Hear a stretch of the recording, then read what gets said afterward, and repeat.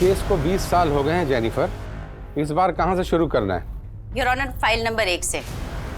इस केस को उसके अंत तक पहुंचाने के लिए हमें शुरू से शुरू करना पड़ेगा।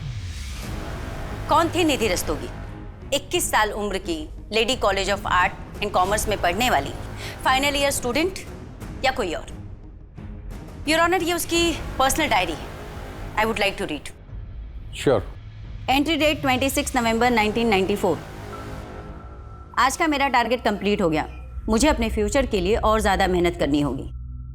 27 नवंबर 1994। आज का दिन बड़ा अच्छा था। मेरे सेमेस्टर रिजल्ट से पापा बहुत खुश थे।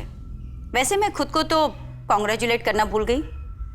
मिसेस डायरी, अब मैं टीचर बन गई हूँ, मैथ्स टीचर। 600 रुपीज़ सैलरी है मेरी।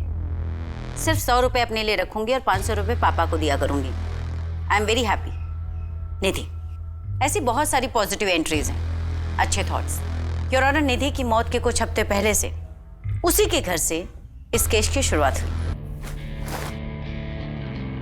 निधि, अभी ये सब करने की क्या जरूरत है? बाद में करो ना। अरे बस हो गया पापा। अभी जाना जरूरी है क्या? न्यू ईयर मना के जाओ ना। अरे पापा, बस एक बार ग्रेजुएशन कंप्लीट हो जाए और सीए का एग्जाम दे दूं, फिर न्यू ईयर क्या, होली दिवाली सब साथ में मनाएंगे। दीदी, अब निशी क्यों चिल्ला रही है? ये सब छोड़, फटाफट आओ ना। पहले बार चलो। अरे आओ तो सही, तुम चलो तो सही। ये देखो दीदी, ये कितना प्यारा है। कौन निशी? ये तुमने सजाया? हाँ दीदी, और ये देखो दीदी, सेंटा का बास्केट जिसके अंदर सेंटा हमारे गिफ्ट्स रखेगा। सुन लिया ना सेंटा? क्या नहीं समझी? मुझसे भी हाइट में लंबी हो गई है और तुझे अभी तक नहीं पता चला कि सेंटा कोई और नहीं, पापा है। याद कर, हम हर बार रात के 12 बजे बाहर जाते थे सेंटा को देखने, तो पापा कुछ ना कुछ भूल जाते थे। जैसे मेरा पर्स खो गया, मेरी वॉच रह गई। पापा, मैं क्या सोच रही हूँ, इस बार ना हम गिफ्ट वहां छुपाएंगे। कहाँ? आया। बच्चों, इस सेंटा जो है ना, ये असल में होता है। अदरवाइज तुम दोनों जैसा प्यारा सा गिफ्ट मुझे कैसे मिलता? Love you. Love you too पापा। Oh my god! क्या? अरे एक बात तो बोलना भूल ही गया मैं। Wish you very happy birthday. Thank you पापा। हैप्पी बर्थडे दीदी। Thank you. Happy birthday to you, happy birthday to you.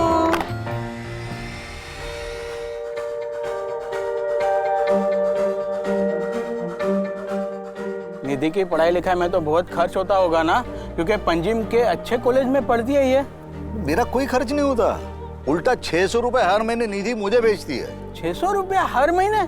किस बात के? वो क्या है, निधि जिस कॉलेज में पढ़ती है ना, उनका एक स्कूल भी है, तो वहाँ की मैथ्स की जो टीचर है वो 6 महीने के लिए छुट्टी पे गई हुई है। और निधि का मैथ्स तो तुमको पता है, 99 से नीचे कभी लाया नहीं उसने, तो उन स्कूल वालों ने इसे ऑफर दिया ट्यूशन के लिए। अब नेक्स्ट महीने से कराटे भी सिखाएगी, मतलब सैलरी होगी 1000 रुपया महीना। अरे वाह, क्या बात है, ये सुन के तो बहुत खुशी हुई निधि। हाँ, थैंक यू अंकल। वैसे आज अगर भाभी जी जिंदा होती ना, तो वो तो मेरे मुंह में मिठाई ठूस ठूस के मेरा शुगर ही हाई कर देती थी। अरे तुम्हारे शुगर को लो करते। आओ वाइन पीते। हाँ चलो चलो।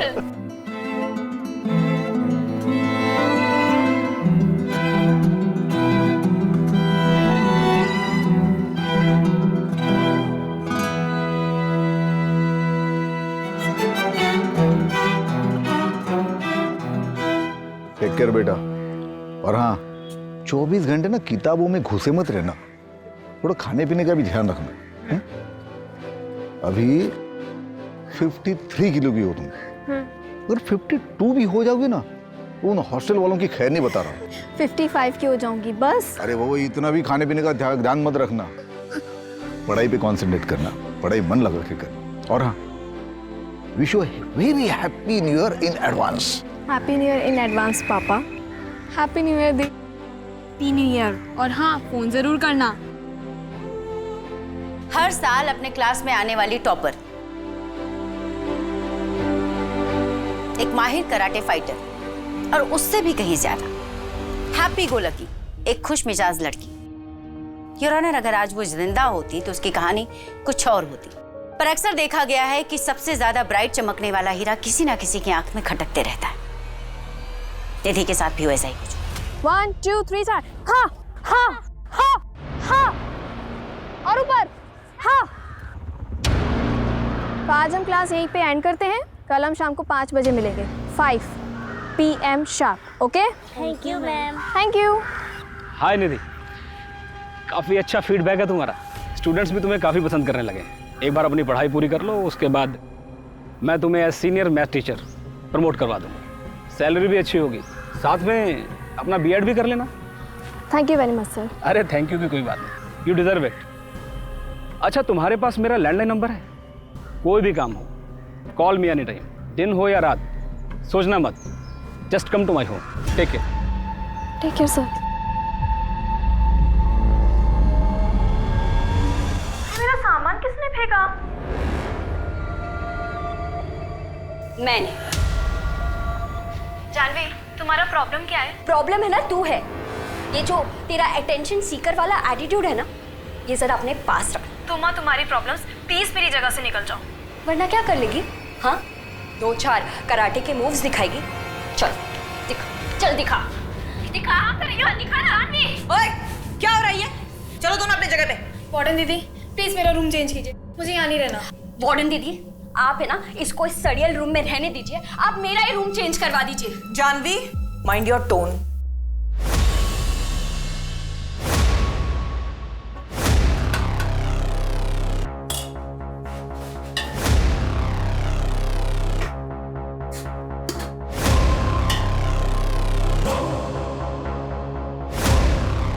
जया, ये जानवी ना मुझे बहुत इरिटेट कर रही है।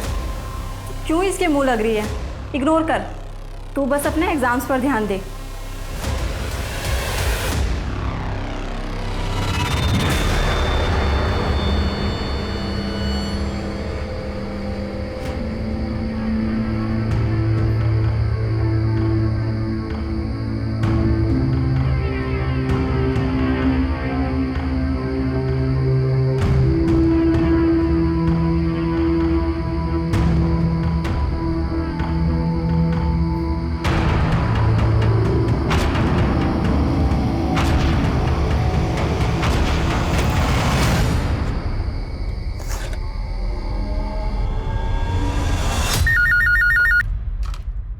हेलो पापा। हाँ निधि बेटा, बोलो कैसी हो? बस ठीक हूँ पापा। अरे तुझे पता है निशि ने आज क्या किया? अरे रास्ते पर से कुत्ते का बच्चा घर पे लेके आई, फिर उसको लाख समझाया, उसके बाद वापस छोड़ के आई। वो अभी रूठ के बैठी है, बोलती खाना नहीं खाएगी। निधि, तू पक्का ठीक तो है ना बेटा? हाँ पापा, मैं ठीक हूँ। मुझे आपसे कुछ बात करनी थी। क्या बात है? कोई प्रॉब्लम है? वो रितेश वहां आया क्या? नहीं पापा, रितेश की बात नहीं है। तो बेटा खुल के बोलना, क्या बात है? पापा मैं आपसे बाद में बात करती हूँ, मेरी वो दोस्त आ गई है। ठीक है, तुम मुझे जरूर फोन करना, मैं इंतजार करूंगा तुम्हारे फोन का।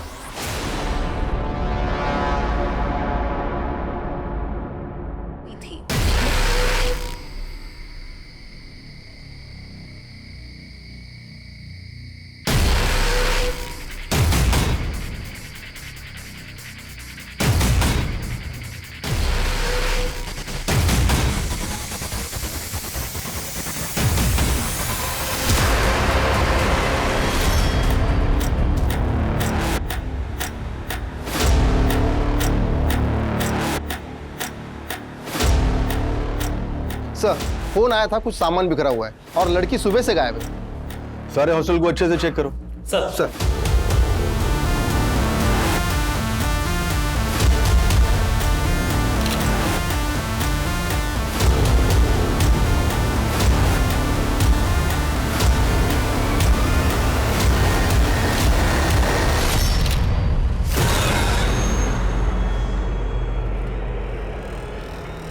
सर, ये चप्पल तो निधि की है। उधर पूरा कमरा अच्छे से चेक करो।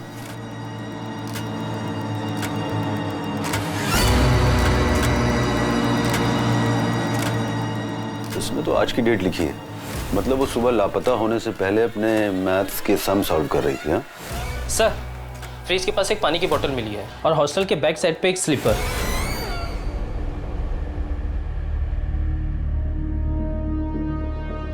सर, यहाँ मिली है चप्पल।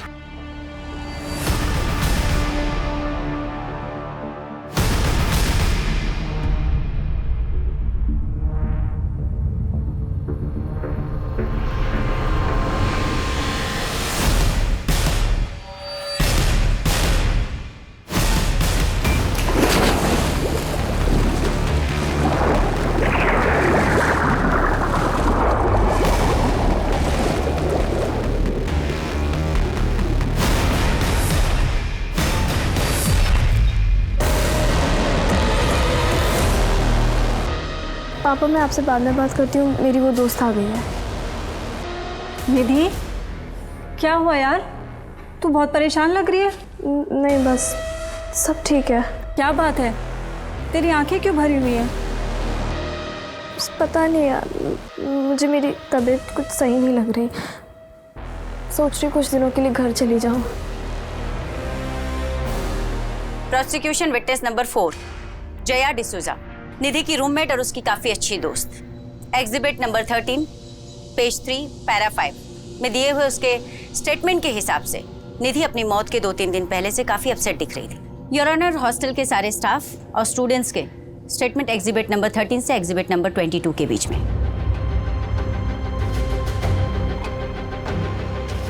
सर, यकीन ही नहीं हो रहा कि निधि अब हमारे बीच नहीं रही। पता नहीं उसने ये सब किया ही क्यों। क्या तुम्हें लगता है ये आत्महत्या हो सकती है? सर, उसकी फैमिली में सुसाइड हिस्ट्री रही है। उसकी माँ ने भी सुसाइड किया था, और अगर निधि की लाइफ में कुछ प्रॉब्लम्स रही होगी तो हमें उसके बारे में कुछ नहीं पता। आर यू श्योर ये सुसाइड हो सकता है? सर, एक्सीडेंट भी हो सकता है। कुएं के पास का इलाका चिकना है, कई बार मेरा भी पैर फिसल गया। हो सकता है निधि के साथ भी कुछ ऐसा ही हुआ। सर, इंस्पेक्टर प्रमोद माथुर है। बच्ची ने सुसाइड कर ली। आप कौन? सतीश माथुर, इस इंस्टीट्यूशन का ट्रस्टी। देखिए इंस्पेक्टर, ये जो कुछ भी हुआ है इसे जल्दी से वाइंड अप कीजिए। बच्चे डरे हुए हैं, फालतू का तमाशा हो रहा है। देखिए, हमें शक है ये सुसाइड के अलावा भी कुछ हो सकता है। तहकीकात तो करनी पड़ेगी। ठीक है, जो कुछ भी करना है आधे घंटे में कीजिए और निकलिए यहाँ से। नीलमा जी, बच्ची के परिवार वालों को फ़ोन कर दीजिए। जो भी मदद हो सके कीजिए, थोड़े बहुत पैसे भी दीजिएगा। एसपी सर ने बुलाया है। हाँ प्रमोद। जैन सर। जी, Jain sir. Yes sir, I'll do that right now, sir. Right. Thank you, sir. हाँ प्रमोद, क्या रिपोर्ट है? सर, आत्महत्या का मामला है। लड़की ने कुएं में कूदकर अपनी जान दी है। किसी बात को लेकर डिस्टर्ब थी, कोई personal issue, may be exam का प्रेशर या फिर किसी लड़के का चक्कर। पोस्टमार्टम रिपोर्ट क्या कहती है? Same sir, suicide, no foul play. लड़की की बॉडी उसके घर वालों को पहुंचा दी है। Good job. ये केस को जल्दी सॉल्व करना हमारे लिए बहुत जरूरी था। बहुत प्रेशर है सर। अब एक काम करो, केस को क्लोज करो और कोर्ट का डेट ले लो। सर, लेकिन ये कैसे पॉसिबल है बताइए? It's not possible. सर, ये लोग क्या बोल रहे हैं कि मेरी बेटी ने आत्महत्या की? ये पॉसिबल नहीं है। वो तो सीए बनना चाहती थी, उसके हाल ही में मैथ्स की टीचर की जॉब लगी थी, वो बहुत खुश थी। सर, वो आत्महत्या क्यों करेगी? देखिए, मैं समझ सकता हूं कि आपके लिए ये मानना काफी मुश्किल है कि अब आपकी बेटी इस दुनिया में नहीं है, लेकिन सच को तो एक्सेप्ट करना ही होगा। सच ये है कि उसने आत्महत्या नहीं की है। जरूर दूसरी कोई बात है जो आप छुपा रहे हैं मुझसे। अब आप एक काम करिए, उस रितेश को जाके उठाइए, वो मेरी बेटी को परेशान करता था। हाय निधि, कैसी चल रही तेरी सीए की तैयारियां? एकदम अच्छे से। तू कैसा है? अंकल कैसे? अरे एकदम बढ़िया। परसों आ रहे तेरे घर। क्यों? मेरे घर क्यों? अरे हमारी शादी की बात करने। रितेश, मुझे अभी किसी से शादी नहीं करनी। इतनी बड़ी हो गई है, अब कब तक सिंगल रहेगी? और ये शादी के बाद पढ़ाई लिखाई में क्या रखा है? मैं क्या बोल रहा हूँ, मेरे घर में कोई नहीं है, आज चले जाओ। क्या बोला? क्या बोला? निधि छोड़, निधि छोड़, तू बहुत बड़ी मिस्टेक कर रही है। निधि छोड़, देख लूंगा तुझे। सर, मेरी बेटी निधि मुझे हर बात बताती थी। उसने मुझे रितेश के बारे में भी बताया था। तो मैं रितेश के घर गया, उसके बाप के साथ बात की मैंने, तो उस बात के लिए तो रितेश चुप हो गया था, लेकिन शायद ये बात उसके मन में घर कर गई हो और उसने बदला ले लिया इस बात का। तो आपके कहने का मतलब ये है कि रितेश सुबह सुबह आपकी बेटी के हॉस्टल पहुंचा, जहां पहले से बहुत सारी लड़कियां थी, और उन सब के बीच वो उसको उठाकर नीचे लाया, उसको मारा और कुएं में फेंक दिया, और किसी ने एक आवाज तक नहीं सुनी। कैसी अजीब बातें कर रहे हैं आप। देखिए, अब आप हमें शांत रहने दीजिए और खुद भी थोड़ा शांति महसूस कीजिए। बेटी मरी है आपकी। महज एक हफ्ते में लोकल पुलिस टीम ने इस केस को आत्महत्या बताकर बंद कर देना चाहा, पर हिंदुस्तान के किसी भी अदालत में यह पहला ऐसा केस था जहां पर अदालत खुद ये मानने के लिए तैयार नहीं थी कि निधि ने आत्महत्या की। कोर्ट का सीधा सा सवाल था कि अगर निधि ने आत्महत्या की है तो हॉल में सामान बिखरा हुआ क्यों है। उसके बाद कुल मिलाकर पिछले 15 सालों में 6 टीमों ने इस केस की इन्वेस्टिगेशन की, पर उनमें से कोई भी टीम किसी भी नतीजे पर नहीं पहुंची। फिर स्पेशल यूनिट को यह केस 5 साल पहले यानी कि 2010 में सौंप दिया गया, जिसमें मैं और मेरी टीम अपॉइंट हुए।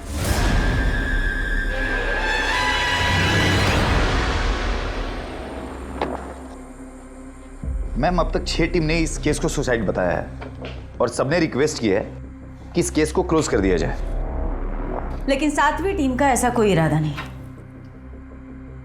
19 जन 1995 ये वही दिन है ना जिस दिन कुएं से निधि की डेड बॉडी मिली थी।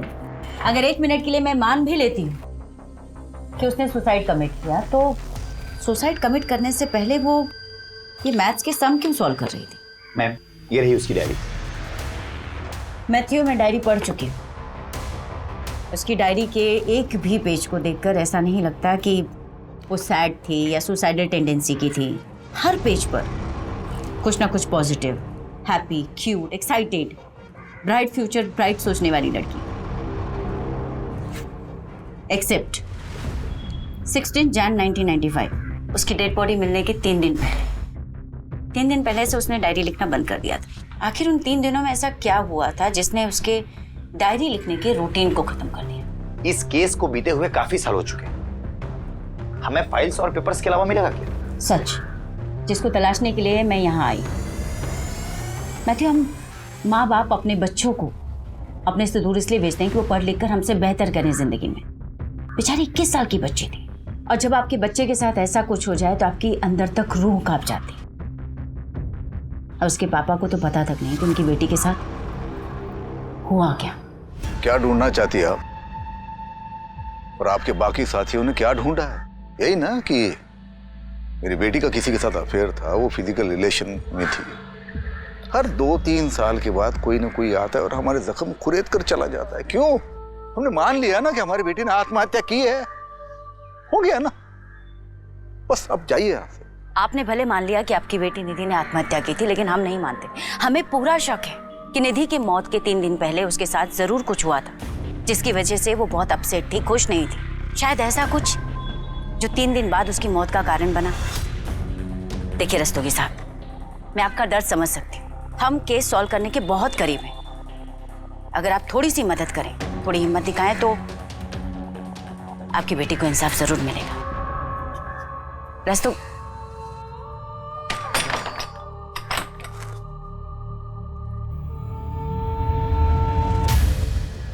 मैम, ये रही निधि की ऑटोप्सी रिपोर्ट। ये फर्स्ट रिपोर्ट और ये डिटेल रिपोर्ट। ऑटोप्सी रिपोर्ट के मुताबिक निधि के सर पर काफी गहरी चोटें थी, 4 चोटें। और इनिशियल इन्वेस्टिगेटिंग ऑफिसर्स की थ्योरी थी कि ये चोटें कुएं में गिरने की वजह से भी आ सकती हैं। तो इस थ्योरी का प्रैक्टिकल करके देख लेते हैं।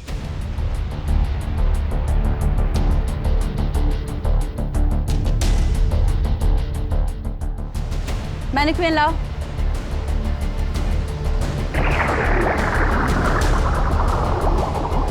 सर, एक तरफ अगर एक कॉन्शियस इंसान पानी में डूबने से मरे और दूसरी तरफ एक अनकॉन्शियस इंसान पानी में डूबकर मरे, तो दोनों ही हालातों में काफी फर्क होता है। मैं एक्सप्लेन करती हूँ। सर, जब पानी में डूबने की वजह से लंग्स के अंदर पानी भरता है, तो कॉन्शियस इंसान और अनकॉन्शियस इंसान दोनों के सिनेरियो में लंग्स के अंदर अलग अलग टाइप का झाग बनता है। क्योंकि जो कॉन्शियस इंसान होगा उसकी सांसें तेज होंगी, वो छटपटाएगा, बाहर निकलने की कोशिश करेगा, भले ही वो आत्महत्या के इरादे से ही पानी में क्यों ना कूदा। और जो अनकॉन्शियस है वो सीधे डूबकर मर जाए। निधि के लंग्स कंडीशंस को देखकर ये साफ साफ पता चलता है कि पानी में डूबते वक्त वो कॉन्शियस नहीं थी। मतलब ये सुसाइड नहीं, एक्सीडेंट भी तो हो सकता है। पैर फिसल गया हो, चोट लग गई हो और गिर गई हो। एक्सीडेंटली कुएं में गिरने की वजह से अगर किसी को चोट लगेगी तो 1 या 2 बार लगेगी, 4 बार नहीं। अगर 4 बार लगी तो कैसे? सर, इतने सालों बाद उस कुएं या उस हॉस्टल से कुछ भी मिल पाना इम्पॉसिबल था। इसलिए इस केस को सिर्फ लॉजिकल इन्वेस्टिगेशन के अप्रोच से ही सॉल्व किया जा सकता है। इसलिए मैंने और मेरी टीम ने पुरानी रिपोर्ट्स में दी गई जानकारियों के हिसाब से इस केस को रीइमेजिन करने की कोशिश की।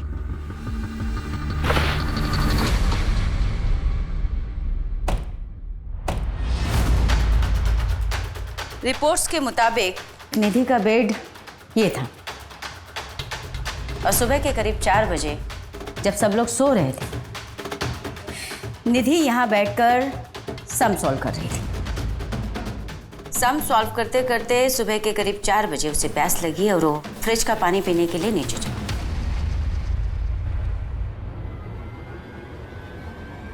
जया के दिए हुए स्टेटमेंट के हिसाब से जया सो रही थी, पर उसने निधि को कमरे से बाहर निकलते हुए देखा। इसका मतलब निधि कमरे से निकलकर पानी पीने के लिए मेस की तरफ गई होगी।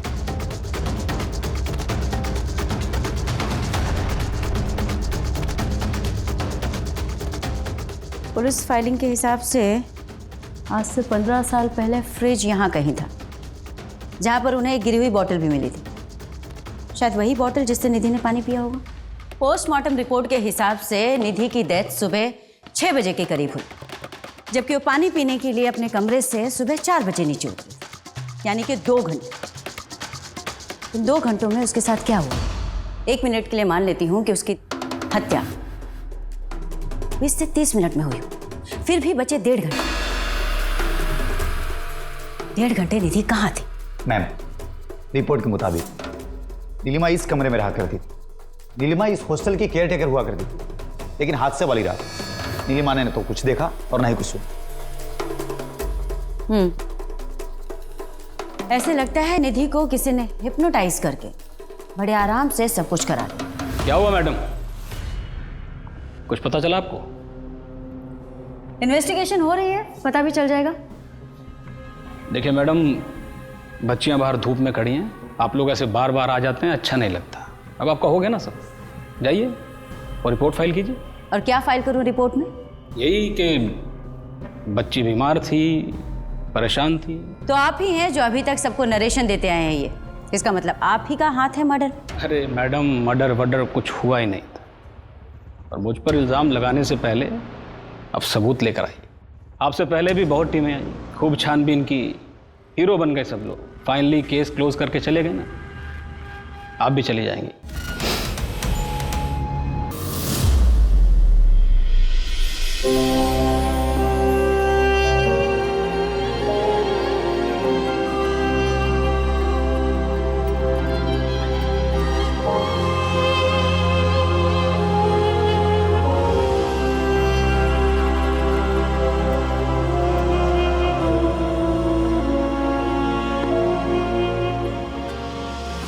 क्राइम सीन की फोटोज तुमने ही खींची थी ना?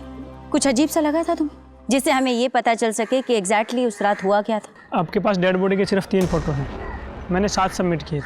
7? पर पुलिस फाइल में तो इसका कहीं कोई जिक्र नहीं। लड़के के गले पे नाखून के निशान थे, उसके सिर के पीछे जो चोट लगी थी वो लंबाई में कट था, शायद किसी लकड़ी या ऐसी किसी चीज़ से मारा गया हो। लेकिन कोर्ट में सिर्फ 3 ही फोटो सबमिट हुई। तो बाकी की 4 फोटो तुम्हारे पास हैं? 15 साल हो गए मैडम।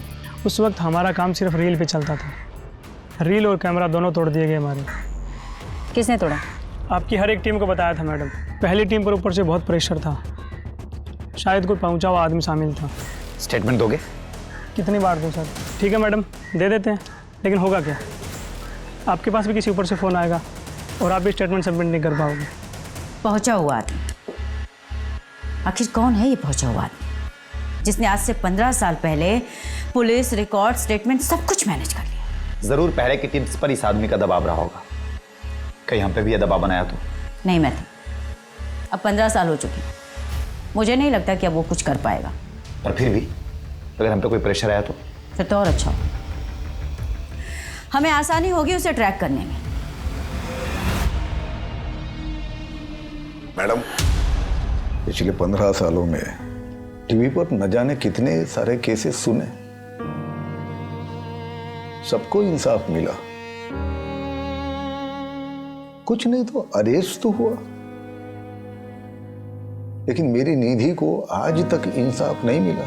सर, माफी चाहती हूँ, आपको अपनी बेटी के इंसाफ पाने के लिए इतना लंबा इंतजार करना पड़ा, बट आई प्रॉमिस कि मैं पूरी ईमानदारी से इन्वेस्टिगेशन करूंगी, एक भी पहलू नहीं छोड़ूंगी। बेटी के खोने का दर्द क्या होता है मैं समझ सकती हूँ, मेरी भी एक 6 साल की बेटी है। सर, मैं जानना चाहती हूँ कि इन 15 सालों के दौरान जो भी टीम इन्वेस्टिगेशन कर रही थी, कभी भी आपको ऐसे महसूस हुआ कि उन पर कोई दबाव डाला जा रहा है, उन्हें प्रेशराइज किया जा रहा है कि वो केस को रफा दफा कर दें?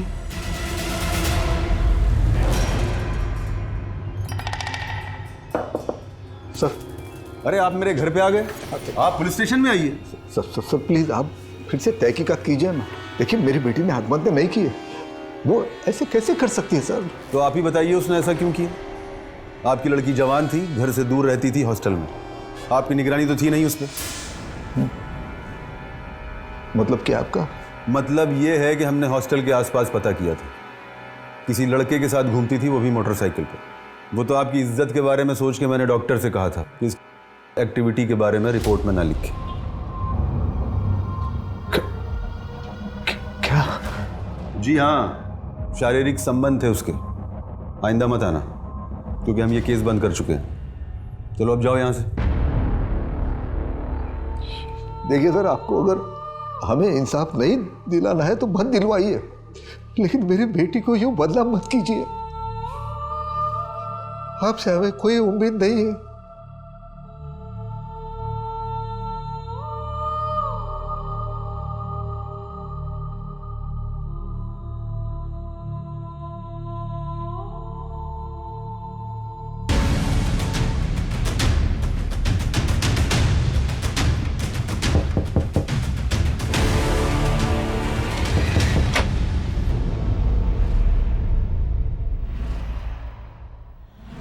फिर नई टीम, आप भी तहकीकात कर लीजिए, लेकिन होने वाला कुछ नहीं है।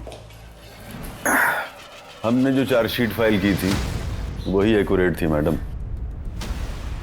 निधि रस्तोगी केस में काफ़ी मेहनत की है तुमने। Thank you. थैंक यू किस लिए? मैं यही पूछने आई हूँ कि इतनी मेहनत किस लिए की? डेफिनेटली केस सॉल्व करने के लिए तो नहीं की। मैं कुछ समझा नहीं मैडम। प्रमोद, लगता है तुम्हें तुम्हारी भाषा में समझाना पड़ेगा। प्रमोद, ये बात तुम भी जानते हो और मैं भी कि निधि ने आत्महत्या नहीं की थी, बल्कि उसका खून हुआ था, और इस हत्या को आत्महत्या की शक्ल देने के लिए पहले उसके सर पर 4 बार वार किया गया, उसके बाद में उसे कुएं में फेंक दिया गया। तुमने तो उसकी रिपोर्ट तक को मैनिपुलेट किया। अब सच सच बताओ कि ये सब तुमने किसके इशारे पे किया? आज से 15 साल पहले सिस्टम की वीकनेस का फायदा उठाकर तुमने एक बहुत बड़े अपराध पर पर्दा डाला था। मैं उन सबके नाम जानना चाहती हूँ। ये आप क्या कह रही हैं? मैंने ऐसा कुछ नहीं किया, और फिर उस समय तो ये केस सुसाइड लगा था। प्रमोद, निधि का अपने कमरे से निकलकर नीचे मेस रूम तक जाने और उसकी डेथ के टाइमिंग के बीच में 1.5 से 2 घंटे का गैप है। मैं जानना चाहती हूँ कि इस 1.5-2 घंटे के बीच में क्या हुआ था? आत्महत्या करने से पहले लड़की सोच रही होगी कि उसे क्या करना है, कैसे करना है। और वहाँ हॉल में जो सामान बिखरा था वो? उसने कुछ किया होगा, कुछ सोचा होगा। भाई उस समय तो सीसीटीवी कैमरे भी नहीं होते थे। अच्छा, तो तुम सिर्फ सीसीटीवी के बिहाफ में इन्वेस्टिगेशन करो। गुड, जल्दी ही मुलाकात हो अरेस्ट वारंट के साथ। और तुम अच्छी तरीके से जानते हो, तुम्हारे डिपार्टमेंट से कहीं ज्यादा मशहूर हमारे डिपार्टमेंट की खातिरदारी।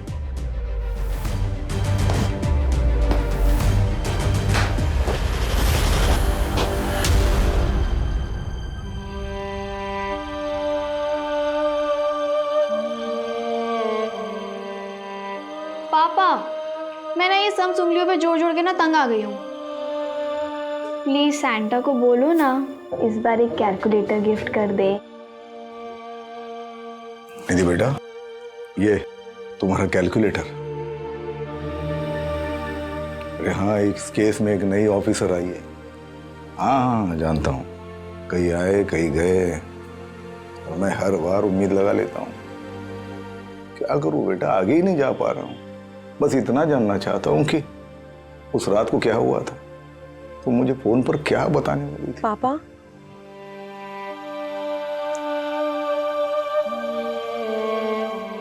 हर बार यही सोचता हूँ कि अगर थोड़ा सा फोर्स करके उसी रोज पूछ लेता, क्या पता शायद दूसरे दिन में तुम्हें मिलने चला आता, और शायद आज तुम हमारे साथ होती।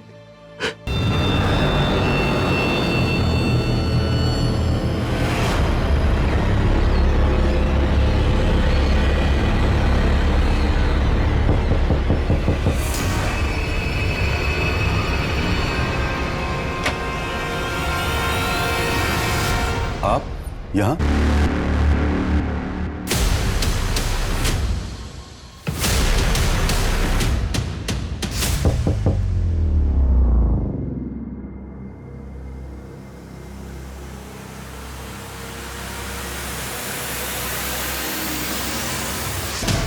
Your honour, inspector Pramod Sharma ji को जहर देकर मारा गया था। इंस्पेक्टर प्रमोद शर्मा की टीम इस केस पर काम करने वाली पहली टीम थी जिन्होंने निधि की डेड बॉडी, उसके कपड़े, उसका रूम अच्छे से देखा और इस केस से जुड़े सारे एविडेंस कलेक्ट किए थे। बट अनफॉर्चुनेटली इस केस से जुड़ी बहुत सी इंपॉर्टेंट चीज़ें उन्होंने प्रिजर्व नहीं की, जैसे कि विक्टिम के कपड़े और भी कई सामान। उस मर्डर वेपन तक को नहीं ढूंढा जिससे कि निधि के सर पर 4 बार वार किया गया था। पर कहते हैं योर ऑनर कि बुरा चाहने वाला 100 बुराई क्यों ना करे, किसी की एक अच्छाई उन 100 बुराइयों पर भारी पड़ती।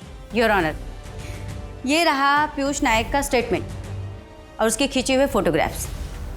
योर ऑनर, जो कोई भी बहुत ही पावरफुल और पहुंचा हुआ इंसान है, तभी पुलिस इन्वेस्टिगेशन से लेकर एविडेंस डिस्ट्रॉय करवाने तक हर जगह उसका अच्छा खासा इन्फ्लुएंस है। योर ऑनर, मुझे लगता है इंस्पेक्टर प्रमोद शर्मा जी की हत्या में भी उसी का हाथ हो।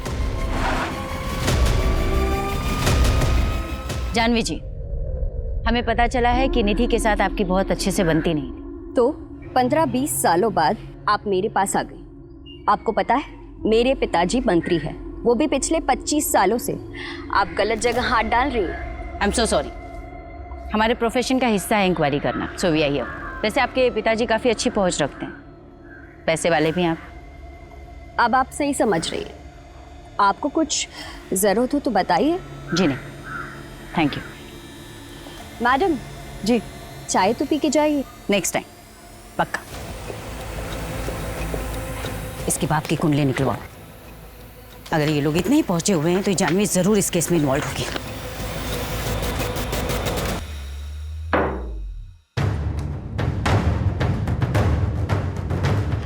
जानवी के बाप के बारे में कुछ पता चला? खबरी नेटवर्क एक्टिव है, बहुत जल्द पता चल जाएगा। कहाँ पता चलेगा मैथ्यू? हम जितनी इन्वेस्टिगेशन करते जा रहे हैं, हर लीड हमें डेड एंड की तरफ लेके जा रही है। हर कोई कहता है कोई पहुंचा हुआ आदमी इन्वॉल्व है, पहुंचा हुआ आदमी इन्वॉल्व है। कौन है ये पहुंचा हुआ आदमी? हमें ये पता कैसे चलेगा? मैथ्यू, 1995 और उसके 2-4 साल आगे पीछे की सभी फाइल, सभी न्यूज़पेपर, सभी मैगजीन्स खंगालो और पता करो कि उस वक्त पंजिम में कौन से ऐसे बड़े लोग थे जो चर्चा का विषय थे या चर्चित थे। ऐसे तो कई सारे नाम मिलेंगे, किस किस से बात करेंगे? करेंगे, सभी से बात करेंगे। मैम, मुझे नहीं लगता कि इस केस में हम लोगों को कुछ मिलने वाला है। नहीं मैथ्यू, कभी कभी बड़े से बड़े ताले को खोलने के लिए ना एक छोटी सी चाबी की जरूरत होती है। हमें भी बस वो छोटी सी चाबी चाहिए, ताला अपने आप खुलेगा।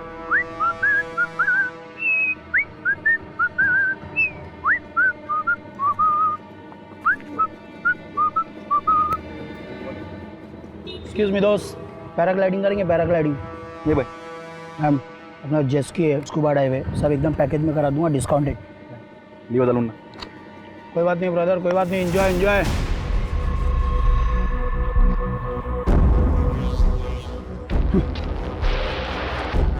अब घर पे उड़ के जाना। नदीम अहमद पेशे से चोर, लेकिन इस केस में एक बहुत ही इंपॉर्टेंट कैरेक्टर है। भैया एक चाय देना कुल्हड़ वाली। Thank you.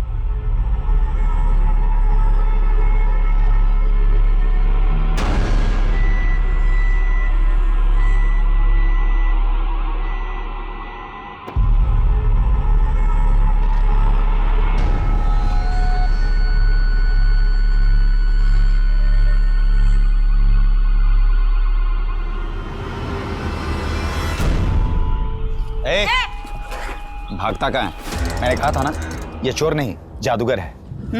पर आप लोग हो कौन? Special unit. वो जो टीवी पे बताते हैं वो? गोवा सुर्खियां।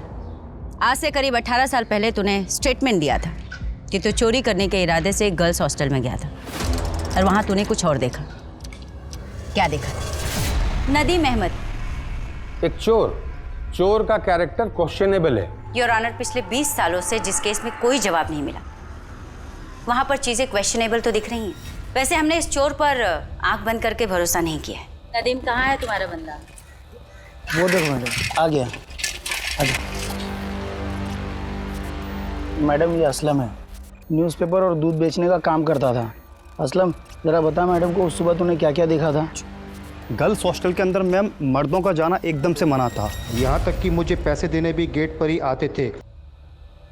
उस रात मैंने देखा कि एक आदमी हॉस्टल के पीछे की तरफ जा रहा था। बहुत अंधेरा था तो ठीक से देख नहीं पाया। मुझे लगा किसी लड़की का किसी लड़के के साथ चक्कर होगा। बाद में मैम मुझे पता चला कि वहाँ कुएं से किसी की लाश मिली थी। मैम, ये केस तो कहीं और मुड़ गया है।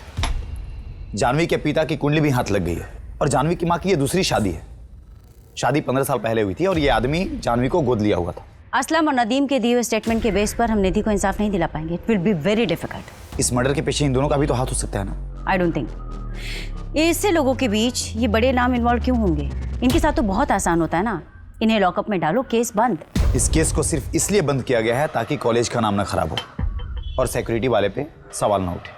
निधि जिस कॉलेज में पढ़ती थी और जहाँ पर पढ़ाती थी वो पणजी के बड़े इंस्टीट्यूट्स में आते हैं और ऐसे इंस्टीट्यूट अक्सर अपने एनुअल डे फंक्शन पर बड़ी हस्तियों को एज ए चीफ गेस्ट बुलाते हैं। पता करते कि पिछले 4-5 सालों में कौन कौन से लोग एज अ चीफ गेस्ट यहाँ पर आए हैं। 4 साल यानी कि निधि की हत्या के पहले से। 1990 से शुरू करते हैं।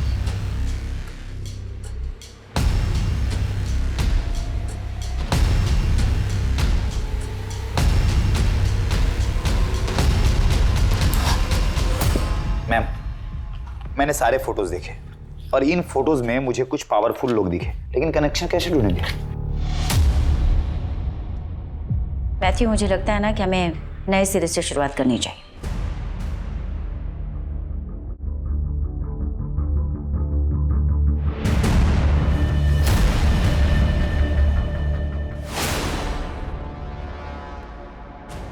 मैथ्यू, ये फर्स्ट ऑटोप्सी रिपोर्ट का सिग्नेचर और ये डिटेल ऑटोप्सी रिपोर्ट की signature, there is a little difference.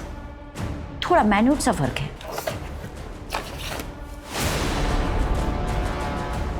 आप बिल्कुल सही कह रही हैं। दोनों सिग्नेचर के फ्लो में थोड़ा फर्क दिख रहा है।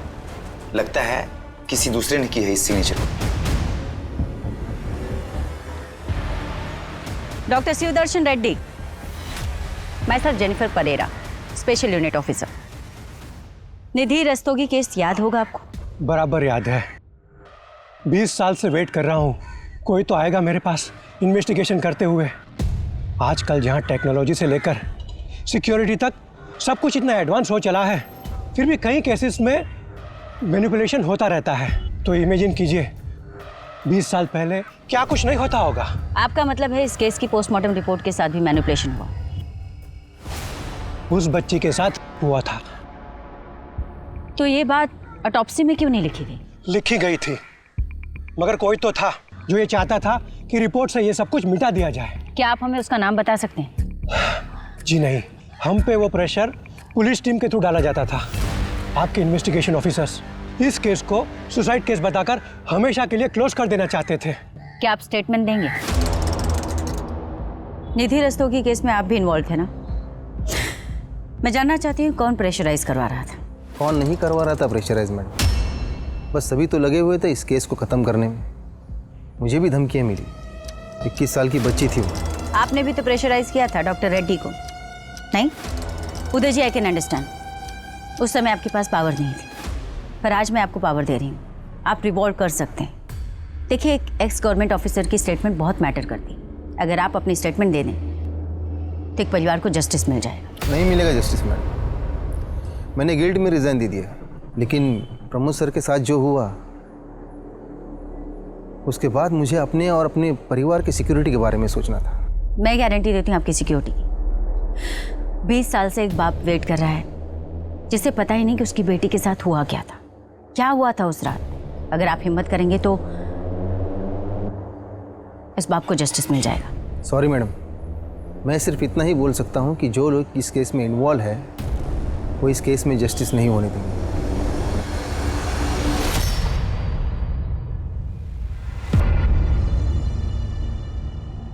लगता है हमें भी इस केस को सॉल्व करने में 20 साल लग जाएंगे। पता काफी लोगों को है, पर कोई कुछ नहीं कहना चाहता।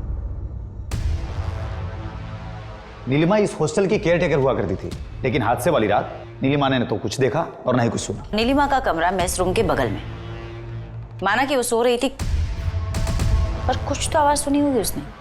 मैथ्यू, वो नीलिमा की फाइल देना, उसकी पिक्चर सर। ये रही।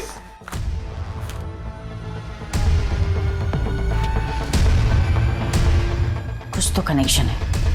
मैम, अगर मैंने स्टेटमेंट दे दिया तो क्या आप मुझे गारंटी देती है कि आप निधि को जस्टिस दिलाएंगे और बैकआउट नहीं करेंगे?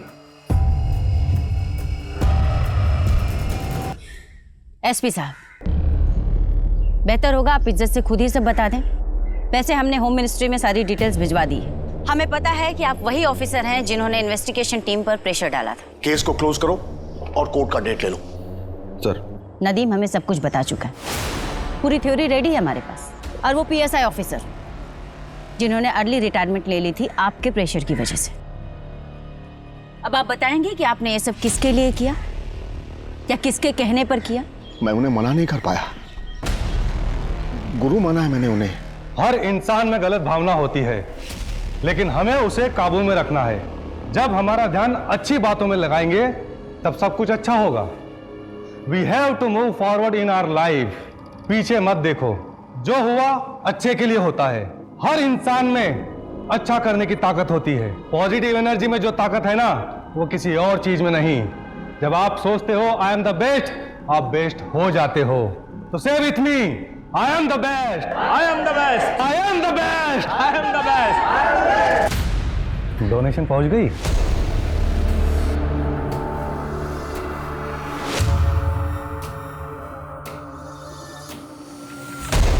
गुरुजी उस दिन किसी को भी याद कर सकते थे, लेकिन उन्होंने मुझे बुलाया। मेरे तो भाग्य ही खुल गए। मैं उन्हें मना कैसे कर सकता था? 19 जनवरी 1995 निधि ने सुसाइड नहीं किया था, उसका मर्डर हुआ था। और तुम्हें तो पता ही होगा क्योंकि तुम वहां थी। अगर तूने अपना मुंह किसी के सामने खोला ना, तो तेरी बदन की सारी हड्डियां इतनी बार तोड़ूंगी कि डॉक्टर भी गिनते रह जाएगा। जिंदगी में बहुत कुछ पाना चाहती हो तुम। लक्ष्य होना जरूरी है और तुम वहां तक पहुंचोगी भी, लेकिन तुम्हें वहां तक पहुंचने के लिए मेरी जरूरत पड़ेगी। और जब भी तुम्हें मेरी मदद लगे, मेरे घर चले आना, मैं तुम्हारी मदद करूंगा।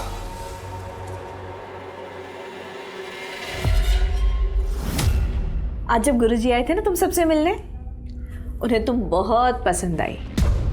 पता है इतनी छोटी सी उम्र में तुझे प्रिंसिपल बनाने का सोच रहे हैं। 6,000 रुपए महीने कमाएगी तू, लाइफ तो सेट है तेरी। फिर अपनी छोटी बहन को भी ले आना, गुरुजी का दिल बहुत बड़ा है, उसे भी आशीर्वाद दे देंगे। दिमाग खराब है तेरा, मैं ना तुम सबकी पोल खोल दूंगी। सबको पता चलना चाहिए कि यहाँ पे क्या चालू है, ताकि कोई अपनी बेटी बहन यहाँ ना भेजे। तो उसने मना किया इसलिए मार दिया उसे? नहीं, इसलिए नहीं। तो किस लिए मारा था? क्या हुआ था उस रात? सर, निधि एक कराटे चैंपियन थी। इन्हें पता था कि उसके होश में रहते ये उसका कुछ नहीं बिगाड़ सकते, इसलिए इन्होंने धोखे से उस पर वार किया। सर, संजय और कमल ने मिलकर बड़ी ही बेरहमी से निधि का कार किया और केस को गुमराह करने की कोशिश की। इतना ही नहीं, इस केस से जुड़े सारे एविडेंस डिस्ट्रॉय किए, जिसकी वजह से इस केस को सॉल्व होने में 2 दशक यानी कि पूरे 20 साल लग गए। और इन्हीं लोगों ने इंस्पेक्टर प्रमोद शर्मा को भी जहर देकर मार डाला। और ये सब सिर्फ इसलिए क्योंकि 16 जनवरी 1995 को, यानी अपनी मौत से ठीक 3 दिन पहले, निधि गलत समय पर गलत जगह जा पहुंची, जहां पर उसने कुछ गलत होते देखा। स्पेशल यूनिट के इन्वेस्टिगेशन को सुनने के बाद अदालत इस नतीजे पर पहुंची है कि निधि रस्तोगी ने आत्महत्या नहीं की थी, बल्कि उसकी हत्या हुई थी। 21 साल की निधि रस्तोगी, जिसके आगे पूरी जिंदगी थी, जो अपने सपनों को पूरा करने के लिए पूरी मेहनत कर रही थी, उस बच्चे की हत्या के इल्जाम में ये कोर्ट नीलिमा पेंडेकर, संजय शर्मा और कमल जैन को उम्र कैद की सजा सुनाती है।